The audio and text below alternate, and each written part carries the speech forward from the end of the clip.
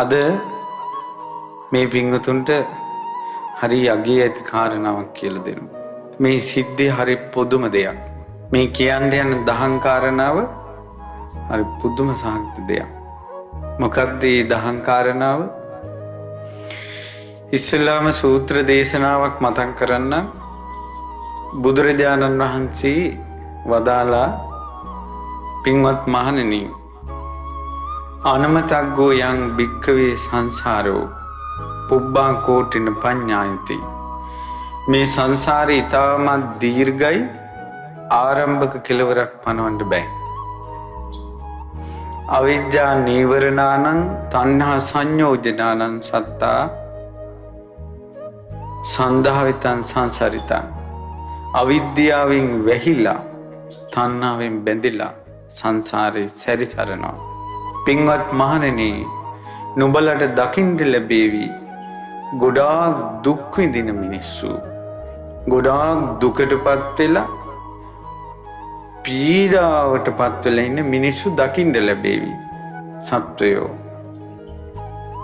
නිට්ඨමේතං ගන්තබ්බං. ඒ වෙලාවට ඒකාන්තයෙන් නිට්ඨාවකට එන්න මමත් ඔය දුක විඳලා තියෙනවා කියලා. තං කිස්ස හේතු. ඇයි එහෙම හිතන්නේ? ඒකට හේතුව මොකද්ද? ඒවන් දීඝරත්තං වූ භික්ඛවේ සංසාරා. මේ දීර්ඝ වූ සංසාරේ ගත කරද්දී දුක්ඛං පච්චන භූතං, ගොඩාක් දුක් විඳා. තිබ්බම් පච්චන භූතං, තීව්‍ර දුක් විඳා අපි. ව්‍යසනං පච්චන භූතං, ගොඩාක් ව්‍යසනවලට පත් වුණා. රෝග ව්‍යසන, වසංගත, භෝග ව්‍යසන, ඇඳිවතවත් නැති වෙන තරමට සියල්ල නැති වුණ අවස්ථා. ඥාති ව්‍යසන, තමන්ගේම දරුමල්ලෝ අඹ දරුවෝ ඇස් පනා පිට වතුරේ ගඟේ ගහගෙන ගිය අවස්ථා, ගින්නට අහුවෙච්ච අවස්ථා, වාහනවලට යටවිච්ච අවස්ථා, පස්කඳු කඩාගෙන ඇස් ඉදිරි පිට ඥාතින් යටවිච්ච අවස්ථා ගණන් කරන්න බෑ. ඒ නිසා කවුරු හරි දුක්ඛින් දකින්නකොට හිතන්න, දුකක් දකින්නකොට ඔය දුක මම වින්දා කියලා. පහුගිය දවස්වල ශ්‍රද්ධා රූප වාහිනියෙන් අර පිටරට වෙච්ච සිද්ධියක් පෙන්නවා. මොකද්ද? පිඹුරෙක් දරුවෙක් ගිලලා. මම හිතේ අඩි 4-5ක විතර උස ළමයා, අවුරුදු 10ක විතර ළමයි පිඹුරක් ගිල්ලා. පිඹුරා ගොදුරක් ගිලෙනකොට ඒ ගොදුර වෙලා ගන්නවා, පිඹුරු ගැටේ ගහනවා, වෙලාගෙන හිර කරනවා ඇටකටු කුඩු වෙන්න. සමහර පිඹුරෝ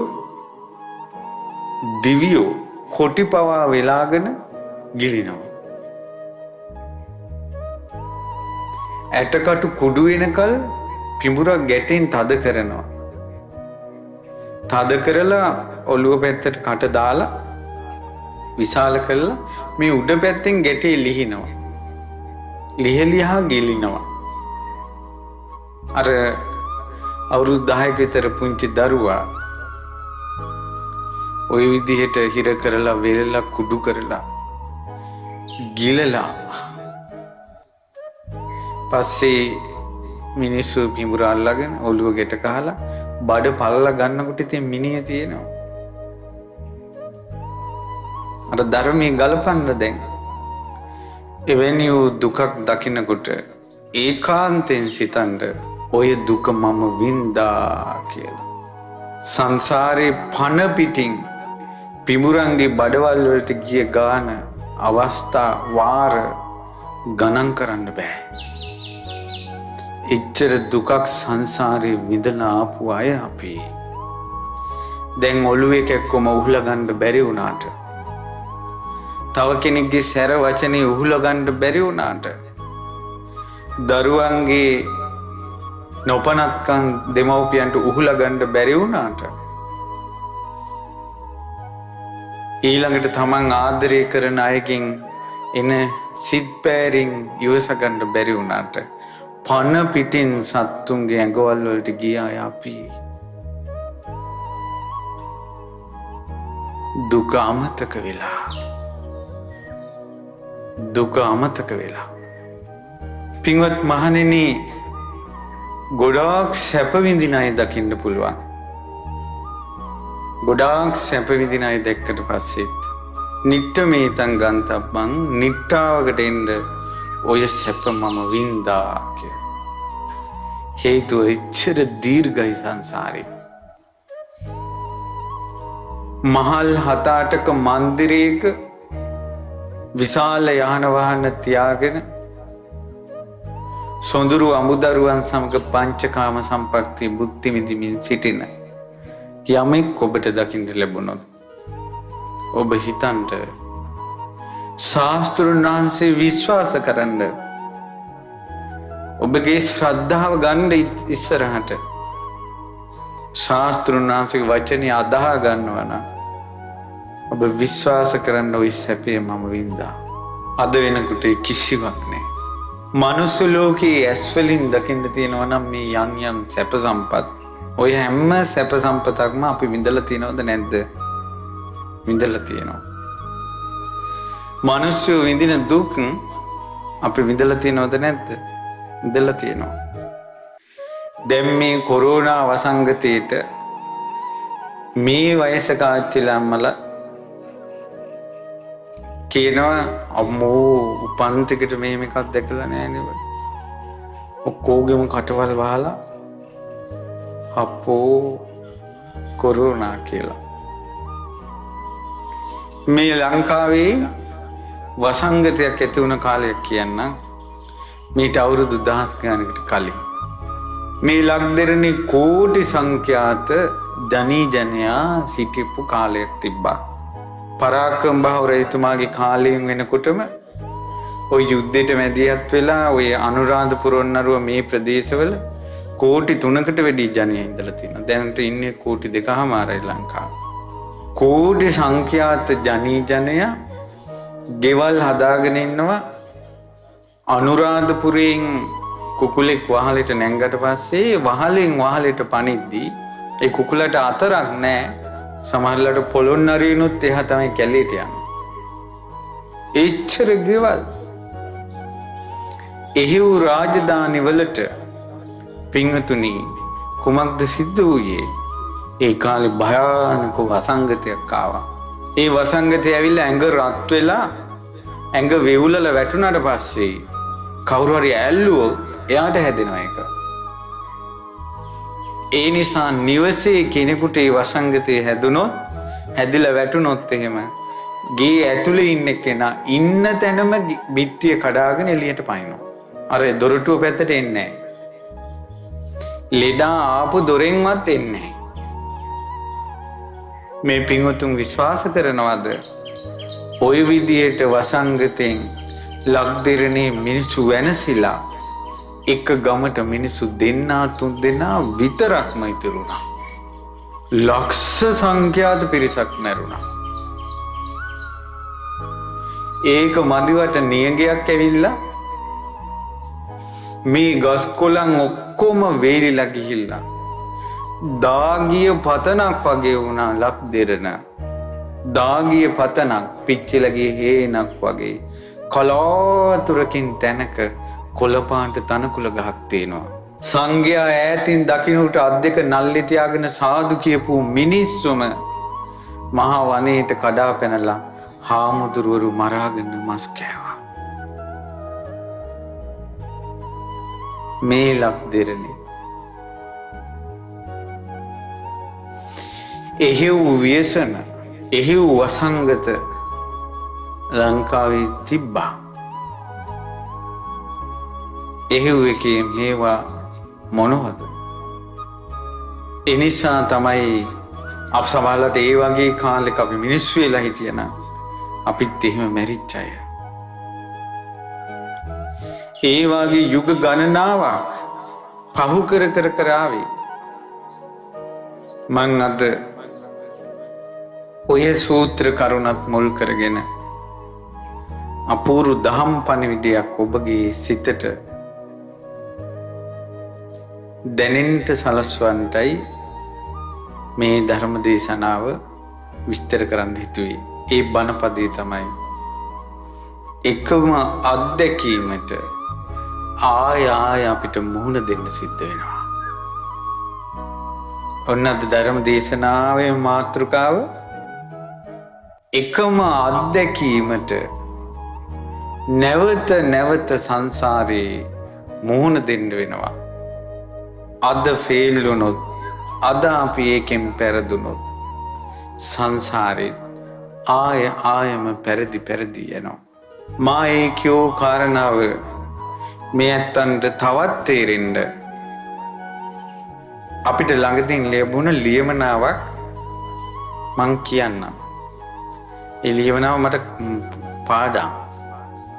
එකපාරක් කියවනකොට මතක හිටියා. මක් නිසාද ඒ ලියමනාවේ තිබ්බ විස්තරත් එක්ක මගේ ශරීරයේ රෝමෝද්ගමනය වුණා. එයා එක්තරා ප්‍රදේශයක ගැහැණු ළමයි. ලිපිය පටන් ගන්නවා ස්වාමීනි මම අන් අයගෙන් ආරක්ෂාවක් කියලා විශේෂ දෙයක් නොලබන ශිෂ්‍යයෙ හැසිරෙන කෙනෙක්. ගණිකාවක් කිව්වට වරදක් නැහැ.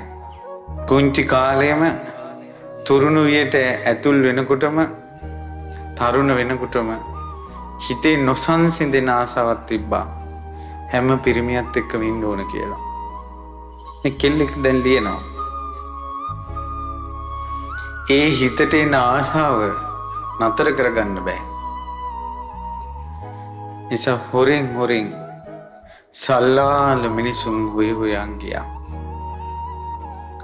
මා ওই විදිහට කුණු වුණා. ඇතුලින් කිලිටි වුණා. මම මේ විදිහට ඉන්නකොට ওই විදිහට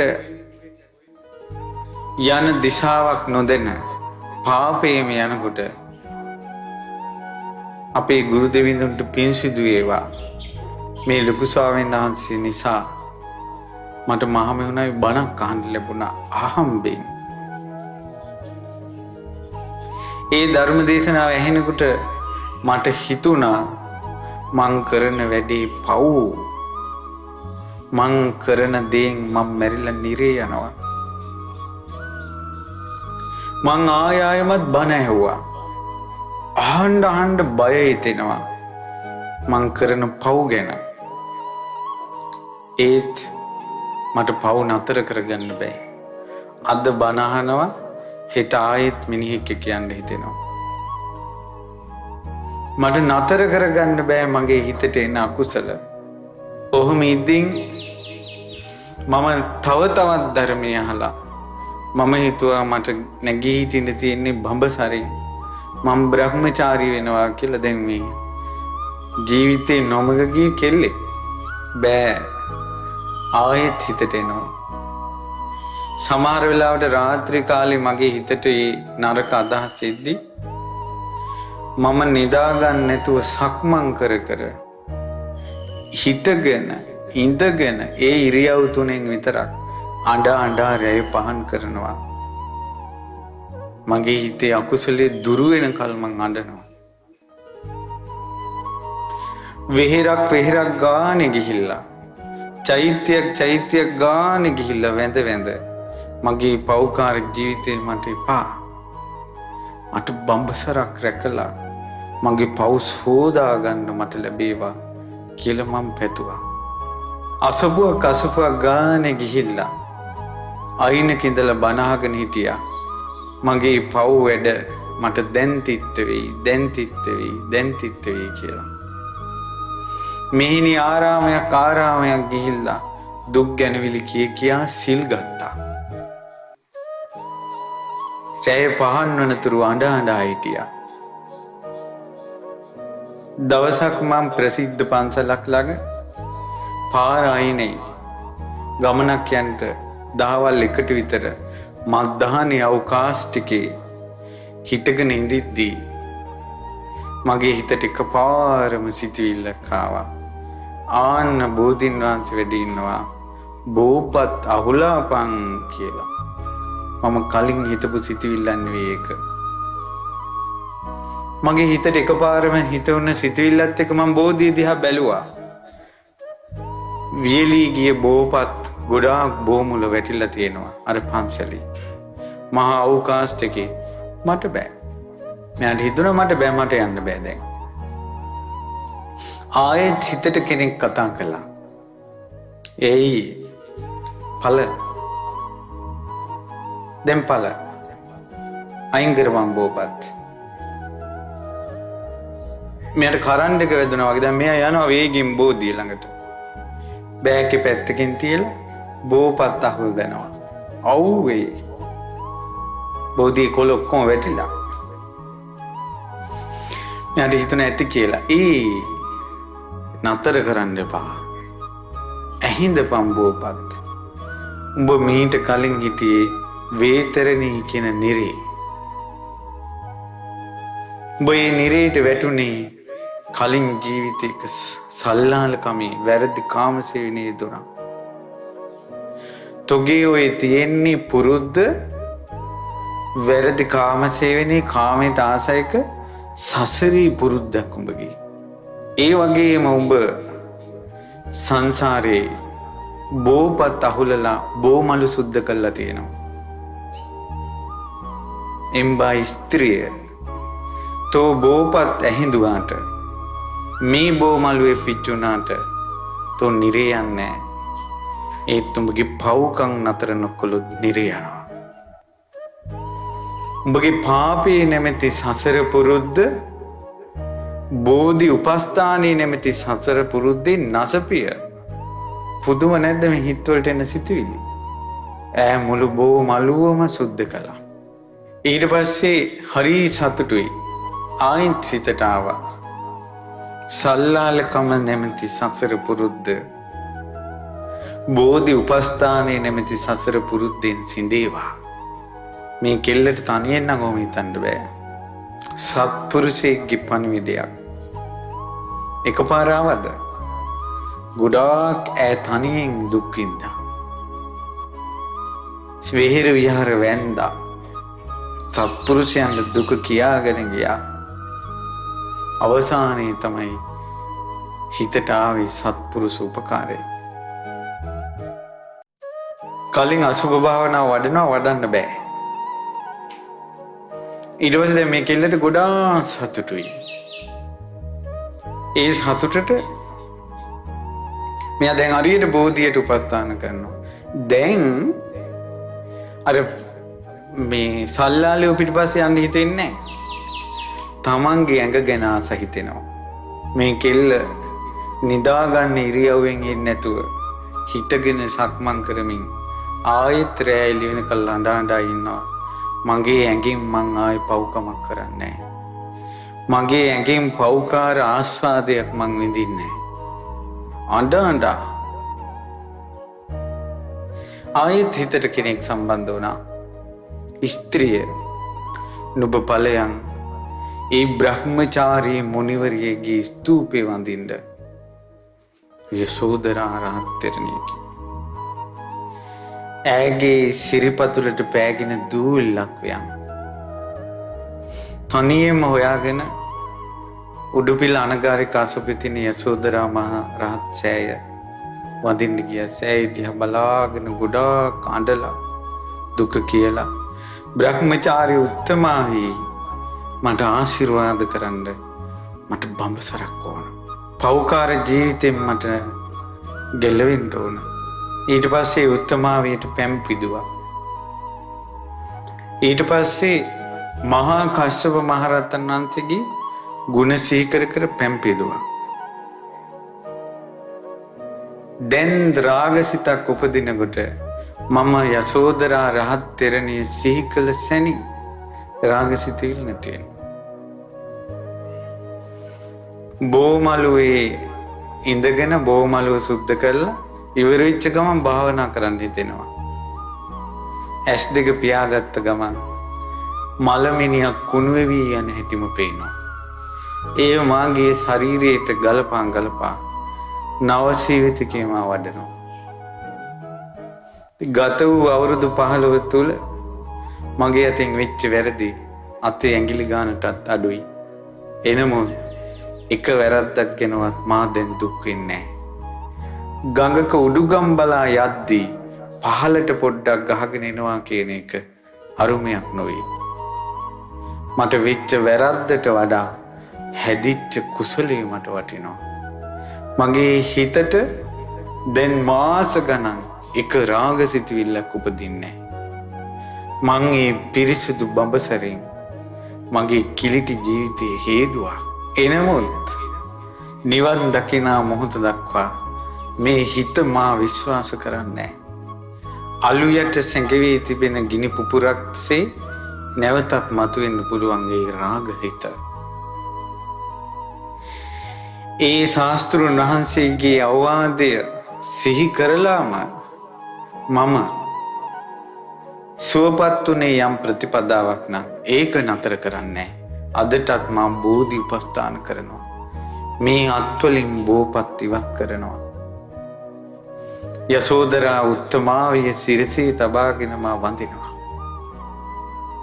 මහා කස්සප මුනිදුන්ට වඳිනවා. මාව මේ වැරද්ද මට පෙන්ලා දුන්නේ ධර්මයෙන් නම් මා ඒ ධර්මයේ ඇසීම නිතර කරනවා. මට බණපද කියා දුන්න ගුරුවරුන්ට පින් දෙනවා. උගුර ලේරහ වෙනකල් ධර්මයේ කියමින් මේ මිනිසුන්ට යහපත සැලසූ ගුරු දෙවිඳුන්ටත් ශිෂ්‍ය ස්වාමීන් වහන්සේලාටත් ඔබ වහන්සේලා ගන්න උත්සාහය ප්‍රතිඵලයක් තියෙනවා කියලා ගුරු පූජාවක් පිණිස පුදන්ටත් මම මේ ලිපිය ලිවි. ඔබ වහන්සේලාට ඒ ධර්මය අවබෝධ වේවා. ඇගේ ලිපිය ආයම තමන්ට තමන් මුණ ගැහෙනවා. මේ පාරය දිනුවා සත්පුරුෂයෝ ඇසුරු කරපු නිසා. කෙනෙක් සල්ලාල නම් සසරේ පුරුද්දක් වල් වැඩ කරලා නිරේට ගියා. මනුස්ස ලෝකෙට කලාතුරකින් ආවා. ආයේ පරණ වැඩේ පටන් ගත්තා. ආයේ යන්න එපා නිරේ. මේ පරීක්ෂණයෙන් සමත් වෙන්න. නුඹලා ෆේල් වෙන්න එපා. ඔබ හිතන්නේ ඔබගේ මව් මේ ජීවිතේම ලැබිච්ච මව් කියලාද? මේ අම්මාම සංසාරේ ලැබිච්ච වාර ගණන අම්මා වෙලා ගණන් කරන්න බෑ. මේ තාත්තාම සංසාරේ තාත්තා වෙලා ඇවිල්ලා අපේම තාත්තා වෙච්ච වාර ගණන් කරන්න බෑ. ඔබගේ හිත රිද්දන බිරිඳක්ද? ඒ බිරිඳම ආයම සංසාරේ මුණ ගැහුණා. අද ඔය මුණ ගැහුණේ පළවෙනි වතාවට නෙවෙයි. ඔය බිරිඳම සංසාරේ ගොඩාක් වාරවල මුණ ගැහුණා. ඔය ස්වාමියාම සංසාරේ ගොඩාක් කල් මුණ ගැහුණා. බිරිඳ නොවිච්ච කෙනෙක් නෑ. ස්වාමියා නොවිච්ච කෙනෙක් නෑ. දුව නොවිච්ච කෙනෙක් නෑ. පුතා නොවිච්ච කෙනෙක් නෑ. දැන් ඔබ ගන්න තීරණ සසර පුරුද්දට ගන්නේ. එදාත් අම්මට බැඳිලා හිටියා. අදත් අම්මට බැඳිලා එකම දේ යනවා. එදත් පියාට බැඳිලා හිටියා. අදත් පියාට බැඳිලා හිටියා. එකම දේ යනවා. එදත් දරුවන්ට බැඳි හිටියා. ඒ දරුවම හම්බ වෙලා අදත් දරුවන්ට බැඳීම යනවා. එකම දේට අහු වෙලා ඉක්මවා යන්නේ සසර ස්වභාවය. මාන්ද ඔය කලින් සිතු කාරණාවක්. මමත් මාගේ මෑණියන්ට ගොඩාක් ආදරෙයි. පියාණන්ට ගොඩක් ආදරෙයි. මමත් දෙමව්පියන්ට ආදරේ නැත්තම් අපි අහපු බණක තේරුම කිම? ඒ වුණාට මම හිතුවා මට හැම බුද්ධ ශාසනයක්ම අහිමි වුණේ අම්මාට ආදරේ නිසා, තාත්තට ආදරේ නිසා. උන්දෙල්ල දාලා ගියේ නෑ. අභිනිෂ්ක්‍රමණය කළේ නෑ. ඒ ආදරේම පැටලි මා හිටියා. එනිසා බුදු සසුන් මාහට අහිමි වී දුක්ඛිත සංසාරයට වැටුණා. මේ පාර අභිනිෂ්ක්‍රමණය කරපන් කියලා හිතට ආවා. මටත් සංසාරේ හැමදාම මොන ගැහෙන අත්දැකීමේ මේ ජීවිතේ පුළුවන් වුණා. ඒක ඒ විභාගේ පාස් වෙන්න. දෙමව්පියන්ටද දරුවන් අභිනිෂ්ක්‍රමණය කරනකොට දරා ගන්න බැරුව පිටිපස්සෙන් පන්න ගිහිල්ලා වැළඳගෙන යන්න එපා කියලා මේ හිතෙන සිතිවිලි සසර පුරුද්දක්.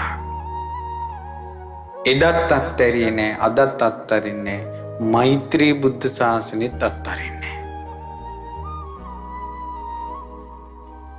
මා මේ කියන්න හදන දේ කුමක්ද?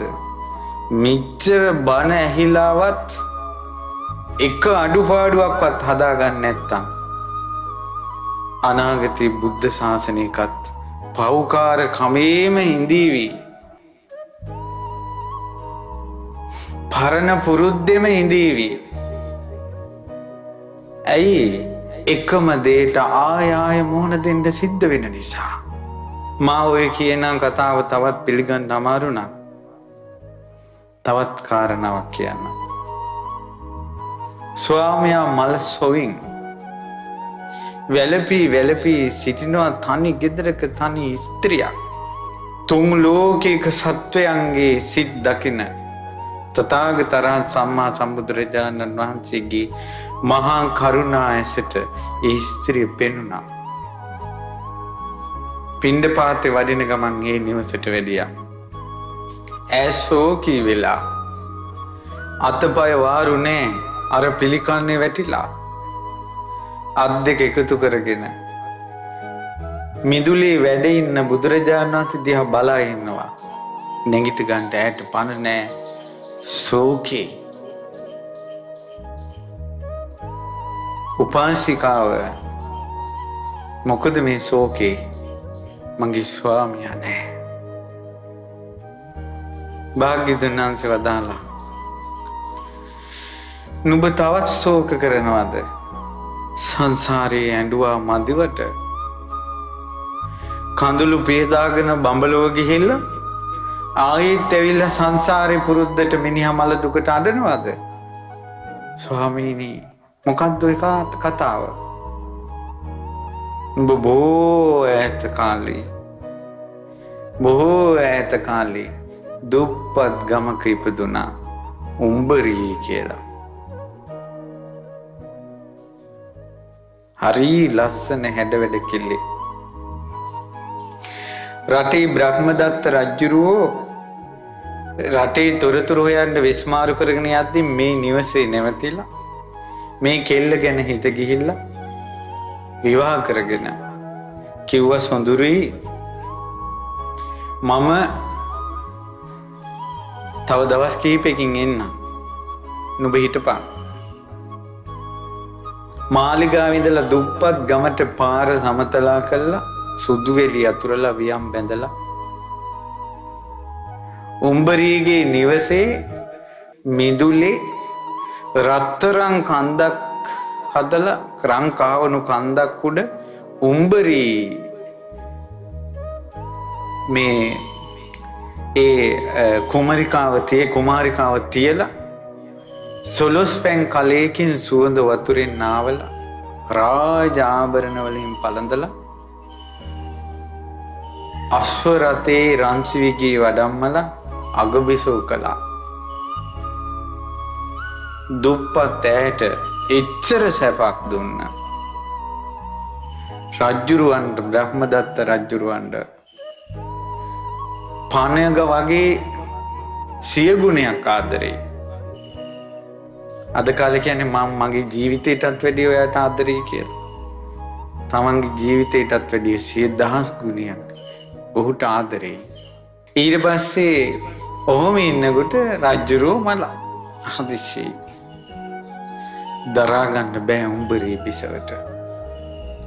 වැළපෙනවා ශෝක කරනවා, පෙරලෙනවා. සෝහනේ පස් බදාගෙන අඬනවා. බ්‍රහ්මදත්ත මේ උඹරී කතා කරන්නේ එච්චරයි. දවසේම ওই වචන ටික. ඒ කාලේ හිමාලයේ 이르දිමත් තාපසීන් වහන්සේ නමක් වෙලා අපේ මහා බෝධිසත්වයෝ ආකාශයෙන් වඩිනකොට බ්‍රහ්මදත්ත කියා වැළපෙන උඹරී බිසවගේ හඬ ඇහුණා. පිහිට වෙන්න ඕනේ කියලා ආකාශෙම හිටියා. අර සෝහනට උඩින් ආකාශේ. මිනිසුන්ගෙන් ඇහුවා පින්වත්නි බ්‍රහ්මදත්ත කියා වැළපෙන මේ තැනැත්ති කවුරුන්ද? නිදුකාණෙනි බ්‍රහ්මදත්ත කියලා තමන්ගේ ස්වාමියා වෙනුවෙන් වැළපෙන මේ බිසව උඹරී. ආයෙත් කියන නිදුකාණෙනි අර උඹරී බිසව කියනවා මගේ බ්‍රහ්මදත්ත මට ලබලා දෙන්න. මං එයාට ආදරෙයි. මගේ බ්‍රහ්මදත්ත මට ලබලා දෙන්න. ඊට පස්සේ අර තාපසීන් වහන්සේ කියනවා බිසව මේ උඹරී බිසව නුඹ වැළපෙන්නේ කොයි බ්‍රහ්මදත්ත වෙනුවෙන්ද? ඊට පස්සේ කිව්වා මගේ ස්වාමියා බ්‍රහ්මදත්ත. කියන උඹරී බිසව මං ආපස්සට ජීවිතේ බලනවා. මෙතන බ්‍රහ්මදත්ත කියන නමින්ම 84000ක් මෙතන වලේ දාලා තියෙනවා, භූම දාන කරලා තියෙනවා. භස්මාවශේෂ තියෙනවා 84000කගේ බ්‍රහ්මදත්ත කියන නමින්. නෑ මගේ බ්‍රහ්මදත්ත කිව්වා. පංචාල දේශේ චූලනී රජුරුවන්ගේ පුත්‍ර වූ බ්‍රහ්මදත්ත. දේවී ඒ හැම බ්‍රහ්මදත්ත රජ කෙනෙක්ගේම තාත්තගේ නම චූලනී. නෑ මගේ ස්වාමියා. දේවී ඒ හැම බ්‍රහ්මදත්ත රජතුමාටම දේවිය වෙලා හිටියේ ඔබ. දැන් කොයි බ්‍රහ්මදත්ත වෙනුවෙන්ද වැළපෙන්නේ? කොහොමද ස්වාමියා මලායේ ඉන්නවනම් මෙතන ඔබ ජීවත් වෙලා ස්වාමියා මැරිලා පළවෙනි වතාවට නෙවෙයි ඔය.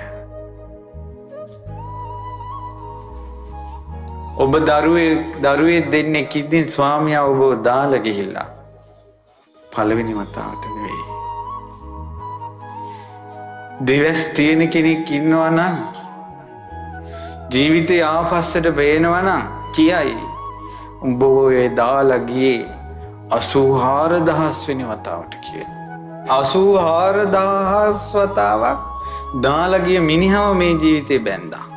84000 වතාවක් කනක් ඇහිලා ඉන්න නැති තරම් කෑකොස් සංගහපු ගෑනු කෙනාම මේ ජීවිතෙත් බැන්දා. ආයෙමත් අපිට අපිම මුණ ගැහෙනවා. ආයෙමත් අපිට අපිම මුණ ගැහෙනවා.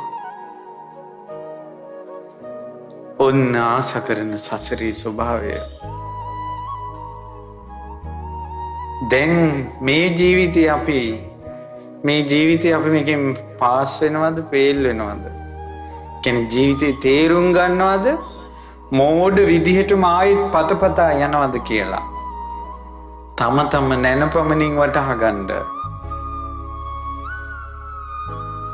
උඹරී විසව කියනවා නිදුකාණෙනි මට ආයෙත් අඬන්න බෑ. ඔය කියන දේ මම පිළිගන්නවා. මට ශෝක නොකරන මුනිදාම දෙන්න කිව්වා. ඒ තාපසයාට කියන්න පුළුවන් උනේ විරාගී බඹසරත් කෙලෙස් තවන තාපසකම. උඹරී බිසව කෙස් කපා දැම්මා. කසාවතක් ඇඳගත්තා. හිමාලයේ හුදකලාවේ බවුන් ඇඩුවා. අර අඬපු කෙල්ල ඒ 84000 වතාවෙම එකම එක ජීවිතයේ ශෝක නැති කරගත්තේ. එකම එක ජීවිතයයි තපස් රැක්කේ. හිත සමාධිමත් වෙලා ගියා. කය බිඳලා මරණින් මත්තේ බඹලෝ උපන්නා. මේ ජීවිතේ බුද්ධ කාලේ ආයෙත් අර මිනිස්සයා මුණ ගැහුවා. බඹලෝ ඉඳලා ඇවිල්ලත් බැන්දා. පරණ පුරුද්දටම මිනිහා මැරුණා. ආයෙත් ඇඬුවා. ඒත් පරණ පුරුද්දටම හිත සනසන කෙනෙක් ඉස්සරහා. සියලු දෙනාගේ දුක වාෂ්ප කරන හිරු මණ්ඩල ඇය ඉස්සරහා. එදා ඒ බෝසත් ඕදනට බඹලෝ ගියා. අද ඔය බුදුබණ පද ටිකට ඒ ශෝක කරපු බිසව සෝතාපන්න ඵලයට පත් වුණ අර උපාසිකාව. එදත් සත්පුරුෂයන්ට නැමුණා. අදත් සත්පුරුෂයන්ට නැමුණා. අදත් ඔබ බණපදයක් අහලා සත්පුරුෂ වචනයට කීකරු වෙනවා නම් ඒ සත්පුරුෂ වචන නිසා ජීවිතයේ අඩුපාඩු හදා ගන්නවා නම් ඕක සංස්කාරයක් වෙලා ඔබට දෙව්ලොව හෝ මෙත් බුදු සසුනක හෝ එදාට ඔබට පිහිට වෙන්නේ දැන් නැවෙන නැවිල්ල. දැන් මෝල් ගස් ගිල්ල වගේ පරණ පුරුද්දෙම ඉන්නවනම්. පරණ පුරුද්දෙම ඉන්නවනම් දහමට නැවෙන්නේ නැත්තම් කීකරු වෙන්නේ නැත්තම් පරණ පුරුදු අතාරින්නේ නැත්තම් ජීවිතේ හදාගන්න නැත්තම් ඕකත් යයි සංසාරේ ආයමත්. ඔබ මේ කීකරු නොවන එක සසර පුරුද්දක්. බණ ඇහිද්දෙමුත් ආය වැරදි කරන එක සසර පුරුද්දක්. අනිත් අයට දෙස් දෙවුල් තිතිය ඇයි මට මෙහෙම කරන්නේ, ඇයි මට මෙහෙම කරන්නේ කියලා කියන්නේ සසර පුරුද්දක්. තමාගේ දුකට අන් අයගෙන් සාධාරණේ හොය යන එක සසර පුරුද්දක්. පුළුවන් නම් ඉවසලා දුක් ගින්දර දහම් පදයක් අහලා හිත සනසාගෙන පුළුවන් නම් මේ විභාගෙන් පාස් වෙන්න. අපිට පුළුවන් වුණා මේ ජීවිතේ කඩාගත්ත වෙනවා සසර පුරුද්ද. එක පාරක් කඩාගත්තොත් හරි. එක පාරක් කඩාගත්තොත් හරි. මක් නිසාද? අකුසලයට වැඩිය කුසලයේ බලවත් නිසා. ඒ කියන්නේ ජීවිත කෝටි ගානක පුරුද්ද එක ජීවිතයක කඩාගත්තොත් ඔක්කොම කැඩෙනවා. එච්චර කුසලයේ බලවත්. ඒ නිසා තමයි කෙලවරක් නැති සංසාරේ මගේ ආත්මය කිය පුරුදු කරගෙන ආපු සක්කාය දිට්ඨිය එකවරක් කඩාගත්තොත් ආය සක්කා දිට්ඨිය හට ගන්නවද? කුසලයේ බලවත්. එකපාරක් කඩාගත්තොත්. ඒ නිසා මේ අපේ හිත් අපි එක එක්කෙනාට බැඳිලා ආදරෙන් වෙලි යන එක තියෙනවනේ සත්සර පුරුද්දක්. ආයෙත් පිටිපස්සෙන් හිගන්නෝ වගේ වැටි ගියොත් ආදරේ ඉදිරියේ බැඳින් ඉදිරියේ කෙලවරක් නැතුව ආයෙත් වැටි යන්න වෙනවා. ඔය ගෑනු පිටිපස්සෙම ඔය මිනිහලා පිටිපස්සෙම මේ ජීවිතේ හිත හදාගත්තොත් නෑ මම හිත දමනය කරනවා කියලා මෙතනින් කැඩෙනවා. ආයෙ සසරට බැට දෙන්නේ නෑ. මම මේ කියන දේ තේරෙනවද? තවත් උපමාවක්. භාග්‍යවතුන් වහන්සේ ගම් නියංගන් සිසාරා චාරිකාවේ වඩිද්දී බුදුරජාණන් වහන්සේ දැක්ක මහා සුවිසල් අතිශයින් සුවිසල් එච්චර විශාල ගහක් මේ මුළු ලංකාවෙම නෑ අදටත්. බමුණෙක්ගේ ගහ ගලවනවා 100 ගණන් සෙනඟ දාලා. බ්‍රාහ්මණය කිම ස්වාමීනි කවුරුත් වලේ දාපු නැති තැනක මගේ මිනිහ වලේ දාන්න ඕන. මේ තමයි කවුරුත් වලේ දාපු නැති තැන. බ්‍රාහ්මණය නුඹගේ නම මොකද්ද? ජානුශ්‍රෝණී. මම ආපස්සට බලනවා. ජානුශ්‍රෝණී කියන නමින්ම ඔබම මෙතනම 14000 වතාවක් වලේ දාලා තියෙනවා. ඔබ ඔය නමින් විතරක්.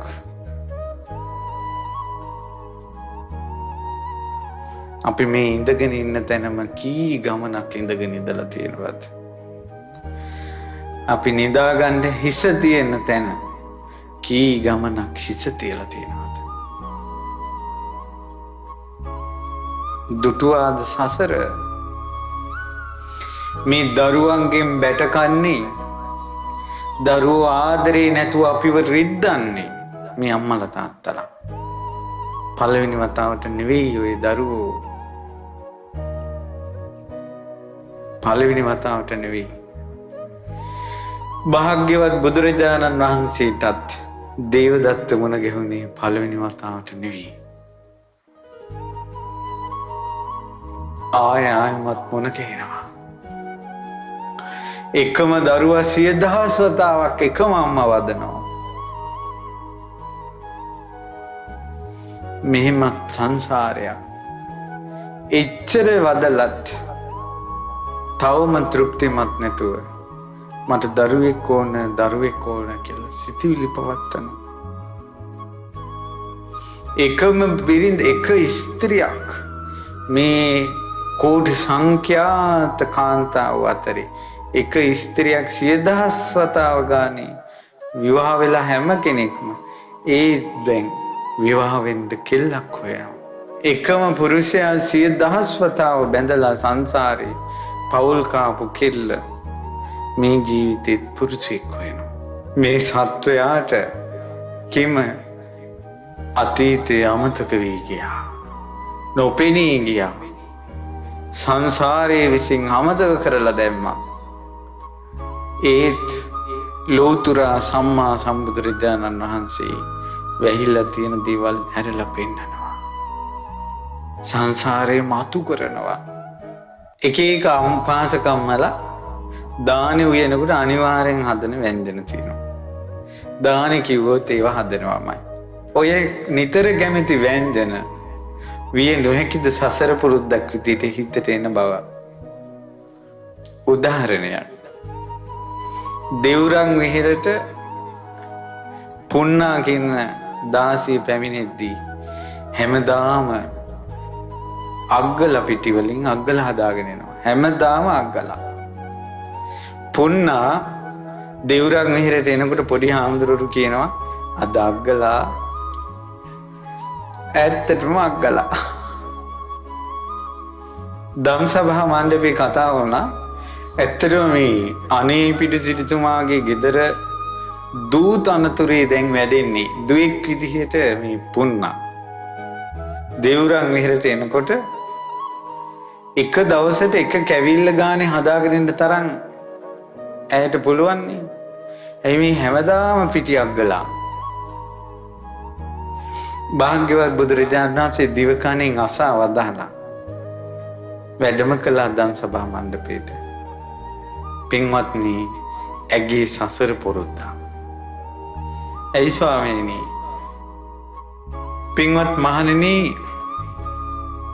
මම අතීතයේ කර්මයේ විසින් මෙහෙවන ලදුව එක්තරා වයසක ආච්චි අම්ම කෙනෙක් ඉන්න ගෙදරක බැටළු පැටවෙක් වෙලා ඉපදුණා. ඔය ආච්චි අම්ම දුප්පත් නිසා පිටි අග්ගලා තමයි හදන්නේ නිතරම. උදේ හවස පිටි අග්ගලා.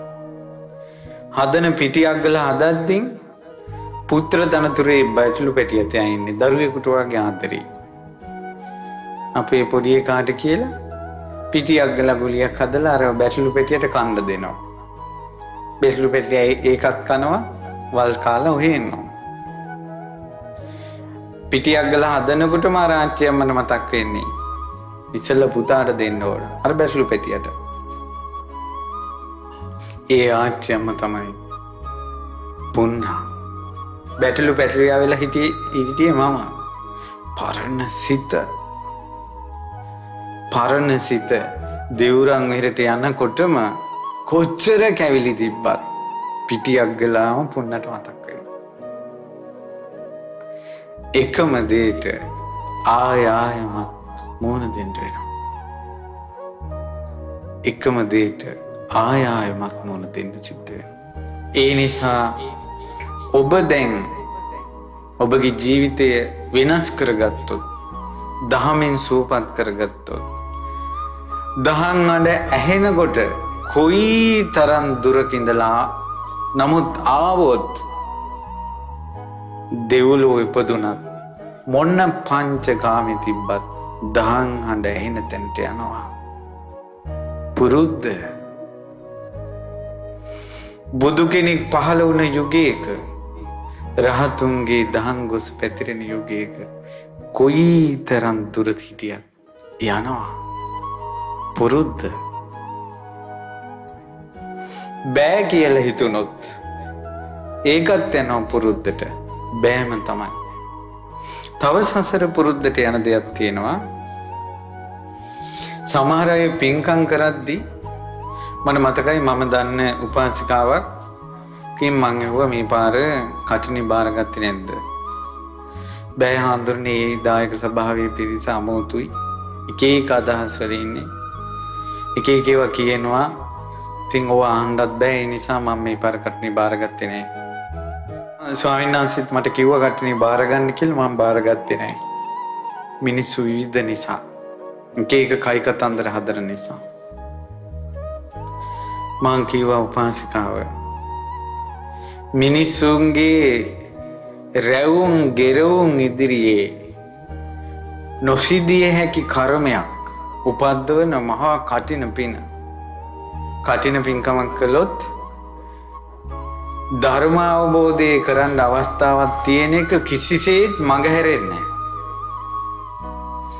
දැන් අර බරණැස් සිටුතුමා ඊ සිටු දේවියයි මේ මහදන සිටුතුමායි සිටු දේවියටයි රහත් වෙන්න පින තිබිලත් නැති වුණානේ ඒක. අජාසත්තට සෝවාන් වෙන්න පින තිබිලත් ඒක නැති වුණානේ. කියන්නේ ධර්මය අවබෝධ කරන්න කලින් වෙන කර්මයකින් ධර්මය අවබෝධ කරන එක නැති කරනවා. නමුත් ධර්මය අවබෝධ කරන්න පින තියෙනවා. කටිනයක් කරපු කෙනෙකුට ධර්ම අවබෝධය කරපු පින සිඳෙන්නේ නැහැ. එච්චර මහා පිනක් උපද්දවන්න පුළුවන් එක මේ කොහේවත් යන අශෘතවත් අන්ධබාල කටවාචාල මිනිසුන්ගේ වචනයට නුඹ සිඳගත්තා. ඒකාන්තයෙන් මේ ජීවිතෙත් කුසලයේ සිඳගත්තා නම් සංසාරේ කටින කරලා තියනවද නැද්ද? නෑ. මං කිව්වා මේ දුර්වලතාවය හදාගන්න. මොකද ওই කාරණාව ලොකු ස්වාමීන් වහන්සේ මට විස්තර කරලා දුන්නේ. මිනිසුන්ගේ රැවුම් ගෙරවුම් ඉදිරියේ අපේ කුසල් අපි නැති කරගත්තොත් ඒක සසරට යනවා කියලා. ගුරු ඕදනක්. ඒ නිසා මං කිව්වා මිනිස්සු බයිනවා. ඒක නිසා පිටිපස්සට යනවා කියන එක. අනාගතේ උපන්සිකාව, අනාගතේ නුඹ මෛත්‍රී බුදුරජාණන් වහන්සේ දෙව්රම් වීරේ දහම් දෙසද්දී යන්ට යනකොට කවුරු හරි හිත රිදෙන වචනයක් කිව්වොත් නතර වෙයි. ඇයි? සසර පුරුද්දක්.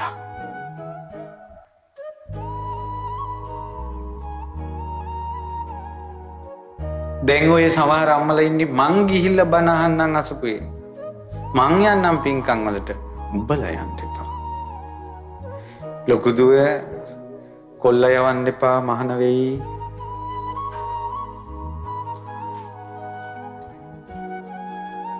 ආන්තර නමක් බණ කියනවා hina වෙච්ච ගමන් මහන වෙන්න යනවා. නිසා අහුවෙන්න දෙන්න එපා කොල්ලට. නිවන් දකින්න පින තියෙන දරුවෝ Tamanටම දරුවෝ වෙලා උපදී සසර පුරුද්දට ඔවුන්ට යන්න දෙන්නේ නැහැ. ඒ කර්ම කරගහන්න වෙනවා. දැක්කද? හරිම භයානකයි. හරිම භයානකයි. ඊළඟට දැන් අපිට මොන ගිහිලා තියෙනවා සමහර ළමයි පැවිදි වෙන්න ඇවිල්ලා. ඊර්වස් කෙල්ලෝ අඬලා දුඩලා වැළපිලා කොහොම හරි කොල්ලා ගෙන්නගෙන ගිය අවස්ථා අපි දැකලා තියෙනවා.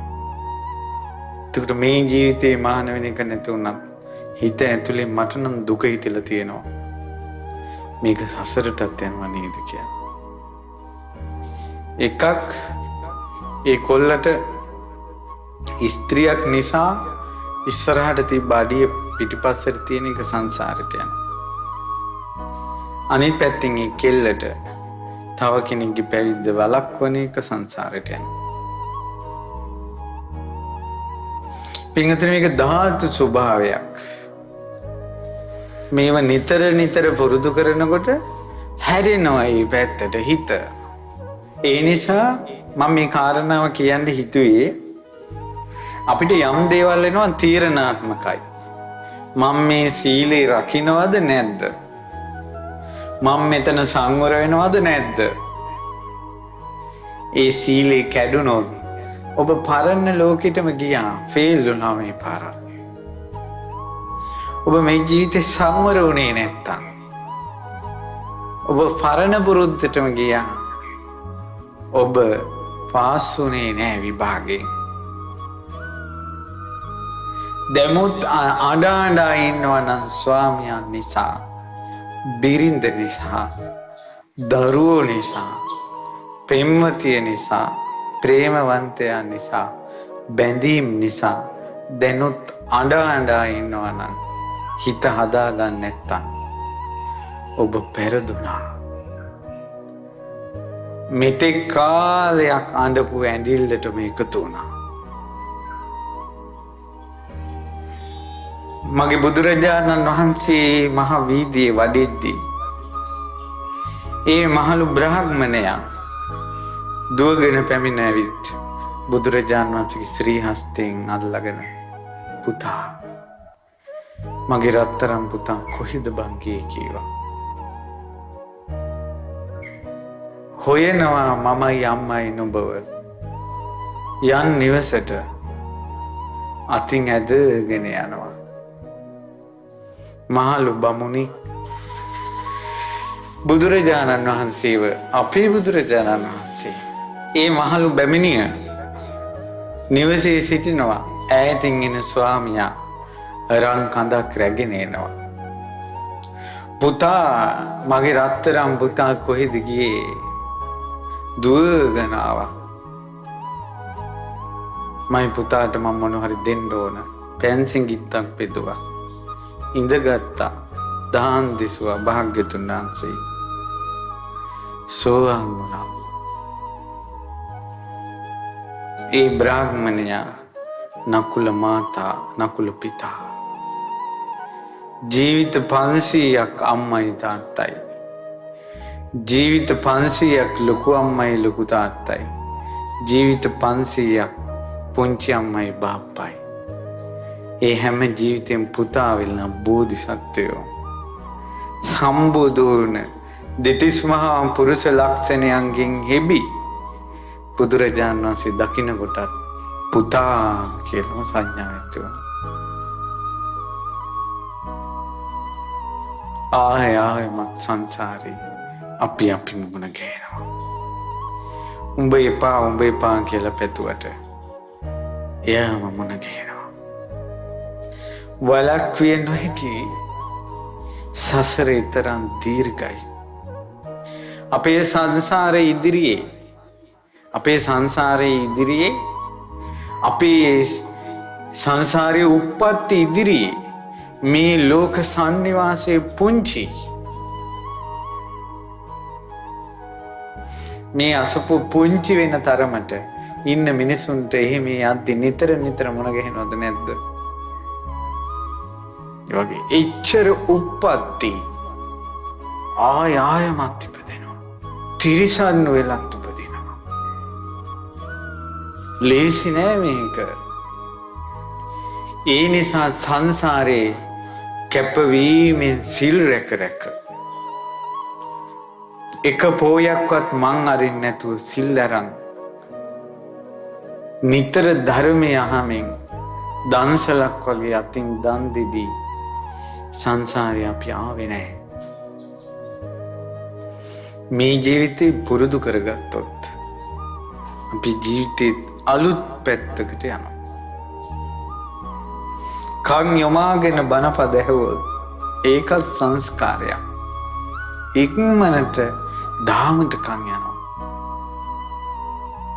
මේවා සංස්කාර හේතුඵල දහමෙන් හැදිච්ච දේවල්.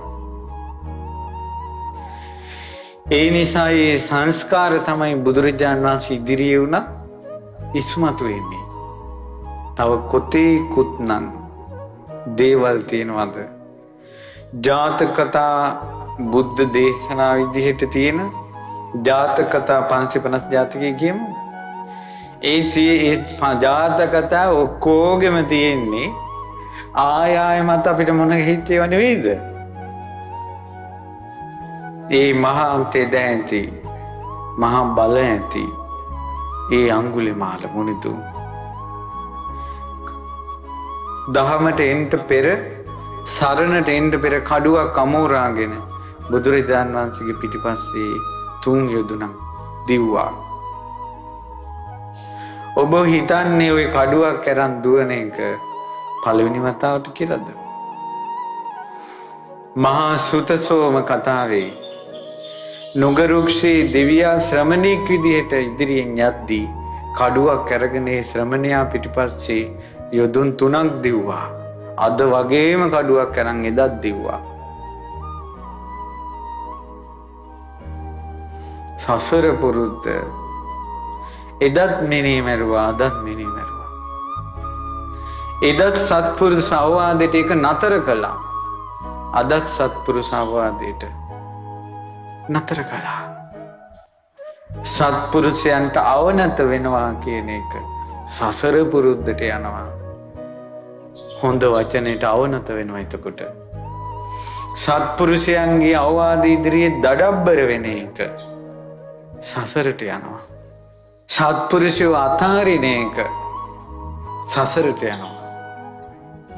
තමන්ගේ නම කිව්වේ නැහැ කියලා, තමන්ට ප්‍රශංසා කළේ නැහැ කියලා, කවුරු හරි හිත රිද්දුවා කියලා සත්පුරුෂ ඇසුර අතාරිනවනේ. මම පාඩුවේ ගෙදර වෙලා ඉන්නවා කියලා. ඕකත් සසර පුරුද්දට යනවා. කවදාවත් ලැබුණ සත්පුරුෂ ඇසුර නැති කරගන්න එපා. එතකොට සත්පුරුෂයෝ අහිමි වෙන්නේ නැහැ. ධර්මයේ ඇහෙන එක නැති කරගන්න එපා. එතකොට බණපද ඇහෙන එක නැති වෙන්නේ නැහැ. ඇත්තටම අපි කවදාවත් හිතුවේ නැහැ අපි ගඩොල් වැලි ඇදලා අපේ අතින් ස්තූප හැදේවි කියලා. හැදුවා. බෝධි මණ්ඩප හැදුවා. මේ වගේ සුන්දර බුදුරුව ඉදිරියේ වැඳගෙන බණ ඇහුවා. කන් යොමාගෙන බණ ඇහුවා. නිදිමත මැඩ පාවල දන හිස්වල කොන්දේ දැනෙන වේදනාව මැඩ බණ ඇහුවා. මේවා වරදින්නේ නැහැ පින්වත්නි. වරදින්නේ නැහැ. මේවා ශ්‍රේෂ්ඨ කුසල්. ශ්‍රේෂ්ඨ කුසල්. සත්පුරුෂයෝ මොන ගස්සවනවා. ධර්මයේ මගහැරෙන්න දෙන්නේ නැහැ. අමා නිවනට පමුණුවනවා. මොනවා හරි දුකක් විඳගෙන මොකක් හරි අපහසුතාවයක් විඳගෙන පුරුදු කරගන්න පුළුවන් වුණොත් යහපත් දෙයක් මේ ජීවිතේ විතරයි ඒ දුක. මේ ජීවිතේ විතරයි. පුරුදු කරන කුසලයෙන් නැති කරනවා සියල්ල. මේ පින්වතුන් හිතන්නේ කුමක්ද? මා මේට කලින් ආරම්භයේදීම කිව්ව අර අබ්‍රහ්මචාරී නරක සිත් තියෙන කෙල්ලක් බඹසරින් පව් හොදපු කතාවත් එක්ක ඒ උපාසිකාව ඕන දැන් මමම මේ ජීවිතයේදීම ඇයට ප්‍රශංසා කළා. මොකද්ද? උපාසිකාව. ඒ උපාසිකාව කය මිදලා නරක ලෝකෙකට යයිද? අවුරුදු 100 ගාණක් පව් කළාට වැඩිය පව් නොකොට මැරෙන එක ශ්‍රේෂ්ඨයි. අහනවා මිලින්ද රජුරෝ නාගසේන මහරහතන් වහන්සේගෙන්, කිම නාගසේනයන් වහන්සේ නුඹ වහන්සේ දහම් දෙසද්දී වදාලා සිය ගණන් අවුරුදු පව් කරපු සත්වයා එකම බුද්ධානුස්සති අරමුණෙන් මිය ගොස් දෙව්ලොව උපදිනා බව සැබෑවටම තෙරුන් වහන්සේ එහෙම වෙන්න හැක්ද?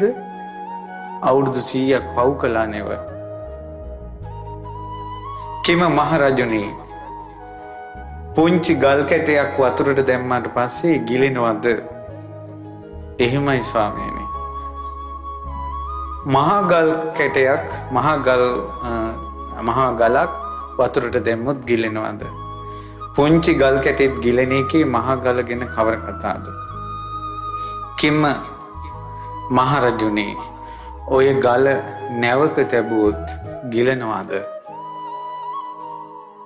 ගිලෙනවද? නැහැ. අවුරුදු 100ක් පව් කරපු කෙනා බුදුරජාණන් වහන්සේ සිහි කිරීම නැමැති බුද්ධානුස්සතිය නැමැති බුදුන් සරණ යාමෙන් නැමැති නැවට නැංගා ඒකයි ගිලුන්නේ නැත්තේ. නැග ගන්න පින්වත්නි තුනුරුවන් සරණ යනවා කියන නැවට.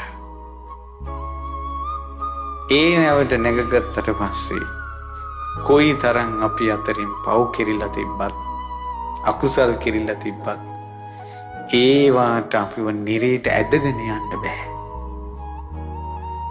තෙරුවන් සරණ නැමැති නැවට නැගලා නිසා. එවැනි ගල්කුළු 100 ගණන් නැවට පටවන්න පුළුවන්. නැව ගිලෙන්නේ නැහැ. මේ කියන්නේ බුදුන් වැඳ වැඳ පව් කරපන් කියලාද? අතීතයේ ආරම්භයම කිව්වේ.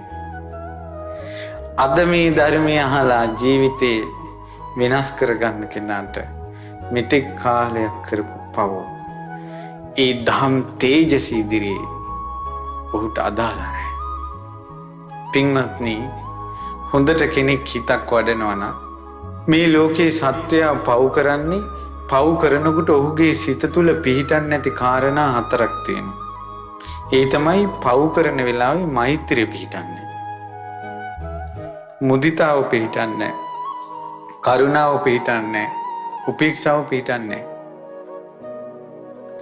පව් කරනකොට මෙත්තා කරුණා මුදිතා උපේක්ෂා කියන ඒ බඹ විහරණ හිතක පිහිටන්නේ පව් කරද්දී.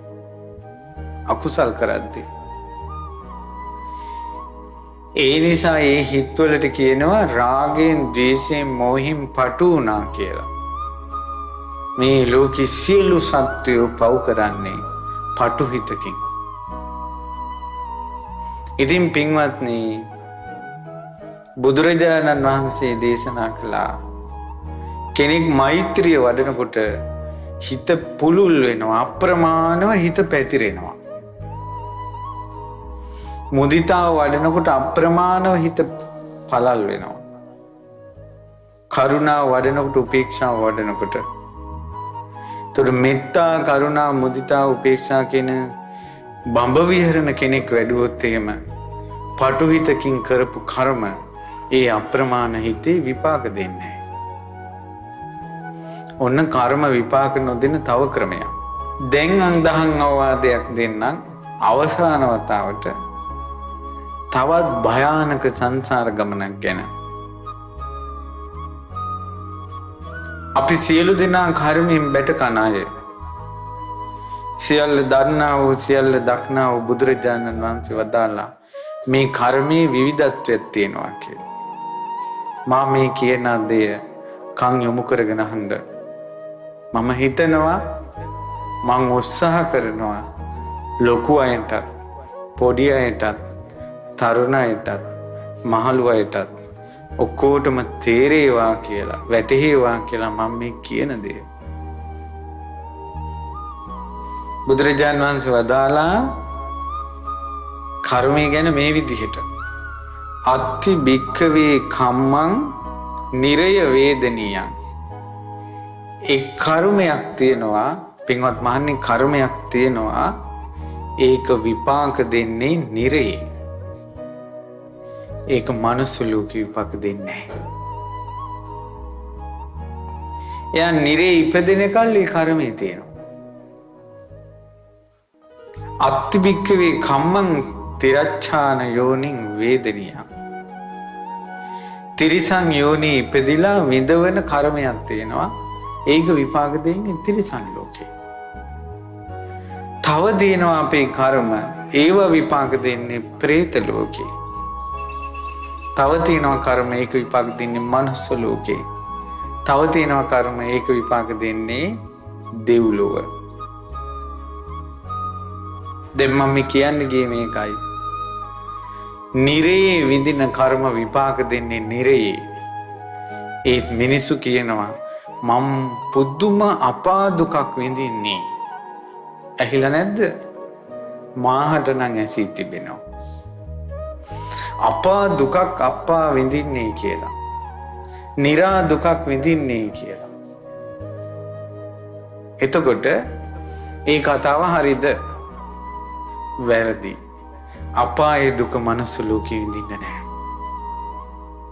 අපි මේ විඳින දුක් ඔක්කොම මිනිස්සු විඳින ඒවා. ඒ නිසා පින්වත්නි, නිරේ විඳින කර්ම, තිරිසන් ලෝකේ විඳින කර්ම, പ്രേත ලෝකේ විඳින කර්ම ස්ටෝක් වෙලා ඒ කර්ම කන්දක් තියෙනවා. අපි නිරේ ඉපදෙන කල් ඉපදුනාට පස්සේ විපාක දෙන්නේ. ඊළඟට තිරිසන් ලෝකේ විඳවන කර්ම ගොඩාක් අපිට තියෙනවා. ඒ සංසාරේ කෙලවරක් නැහැනේ. අර අපරාපරිය වේදනීය කර්ම අපේවා. ඒ කර්ම තියෙනවා. අපි තිරිසන් ලෝකේ ඉපදෙන කල් බලාගෙන ඉන්නේ. විඳවන්න විපාකේ හදලා දෙන්න. ප්‍රේතෙක් වෙලා විඳවන දේවල්, සංසාරේ රැස් කරගත්ත දේවල් බලාගෙන ඉන්නවා අපි ඒකේ ඉපදෙනකල්. මිනිස්සු මේ දුක විඳින්න බෑ කියලා ඊයේ අවුරුදු 77ක ආච්චියම්ම කෙනෙක් මට කතා කළා. "ආන්දරණි පුළුවන් නම් මගේ හිත හදන්න මං වහබනවා. මට මේ දුක ඉවසන්න බෑ" කියලා. මං කිව්වා "අම්මා මට උපදෙස් දෙනවට කලින් තියෙන ලැජ්ජාව. අවුරුදු 77ක් දුක් විඳගෙන හිටියා.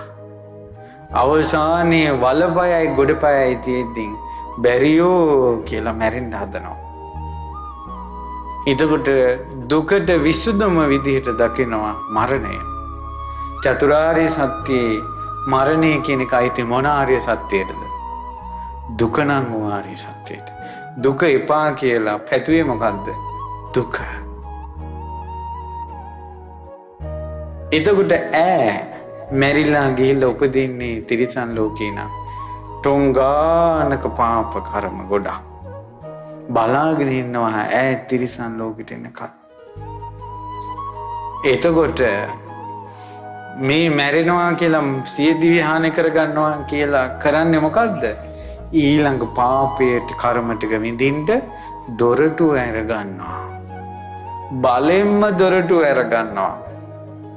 ඒ නිසා සතර අපායේ බිය දකින අතීත පුරුෂයෝ උල උඩ ඉන්න මිනිහට කිව්වා ඕකේ හිටපන් සැපයි මැරෙලා නිරේ යන්න එපා කියලා. උල උඩ ඉන්න එක සැපයි කිව්වා. අහලා නැද්ද අම්බ සක්කර පීතවත්ව? උල උඩ ඉන්න එක සැපයි. බලන්න කර්මවල ස්වභාවය. අපි හිතනවා මැරුණා නම් මේ කිසි දුකක් නැහැනේ කියලා.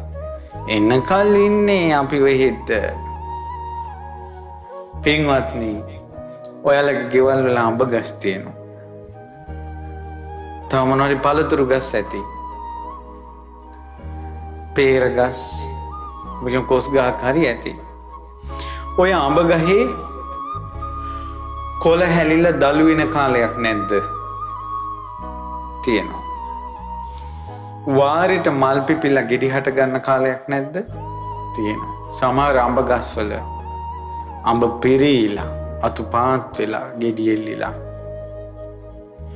ওই ගහෙන් හැදුන අඹ ඔය ගහේ කොතනද තිබ්බේ? ඔය ගහේ හැදිච්ච අඹ ගෙඩිය ඔය ගහේ කොතනද තිබ්බේ? තිබ්බ තැනක් හොයාගන්න පුළුවන්ද? වාරෙට කාලෙට පරිසරයට හැදුනද නැද්ද? හැදුනා. අන්න ඒ වගේ මේ ඔයාලා දිහා බලනකොට ඔබ මා දෙස බලනකොට අපි සංසාරේ කරපු කර්ම ශක්තිය අපිට පේන්නේ. සුදුසු කාලේ විපාක දෙනවා. සුදුසු කාලේ විපාක දෙනවා. අපිට කොහේ මැරෙන්න වෙයිද? කොයි විදිහට මැරෙන්න වෙයිද? මැරුම් කණ්ඩ වෙයිද? පණුව ගගහ ලෙඩ ඇඳී ඉන්න වෙයිද? කුමන කර්මයක් ඉදිරිපත් වෙයිද? දරුවෝ අපි ළඟ සිටීවිද? දරුවෝ අපෙන් ඈත් වේවිද? කොරෝනා වගේ ලෙඩක් ඇදිලා මැරෙනකොට මිනිහවත් ඥාතියින්ට දකින්න නොලැබේවිද? කවුද දන්නේ? මට නම් පුදුමේ දේ තමයි ඔය අඹ ගහේ උපමාවත් එක්ක කර්මය කොයිද තියෙන්නේ කියලා හොයාගන්න බෑනේ. සියල්ල දන්නා වූ සියල්ල දක්නා වූ බුදුරජාණන් වහන්සේට එක පේනවා. බුදුරජාණන් වහන්සේට පේන්නේ නැද්ද? ආශ්චර්යයි පින්වත්නි. අద్භූතයි අපි සරණ ගිය බුදුරජාණන් වහන්සේට ලෝකේ කිසිවෙකුට පේන්නේ නැති කර්ම ශක්තිය පේනවා. මෙයා ඊළඟට මෙහෙම වෙනවා මෙහෙම වෙනවා මෙහෙම වෙනවා මෙහෙම වෙනවා පේනවා. පුදුම සහගතයි.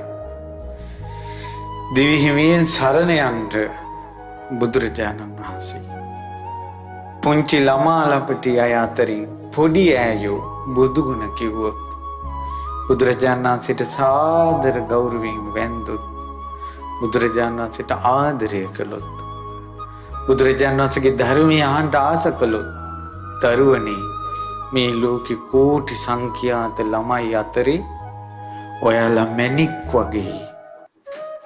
වගේ පේනවා. දෙවිවරු සිටින්නේ නුඹලාගේ පිටිපස්සේ. වීරිය කරපු අර ඉස්සෙල්ල කියපු කාන්තාවට දෙවිවරු උදව් කළා වගේ නුඹලාගේ පිටිපස්සේ සිටිනවා දෙවිවරු. තරුණ දුවෙක් පුතෙක් මුළු හදවතින්ම බුදුරජාණන් වහන්සේ සරණ ගියා නම් ඒ බුදුරජාණන් වහන්සේගේ ධර්මයේ මහානවන ඒ ධර්මයට ආසන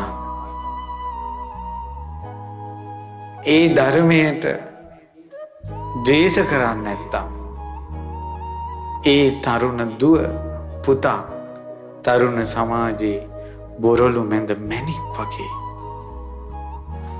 ඔවුන්ගේ පිටිපස්සේ දෙවිවරු සිටිනවා. වැඩිහිටිය අයෝ අද පොල්ගහවල අපි වැඩසටහන කරලා පඩිපෙළෙන් බැහැගෙන එනකොටම මැදිවි අවුරුදු 50ක විතර තාත්තා කෙනෙක් ඇවිල්ලා උන්ද සැඩ පහරට අහුවෙලා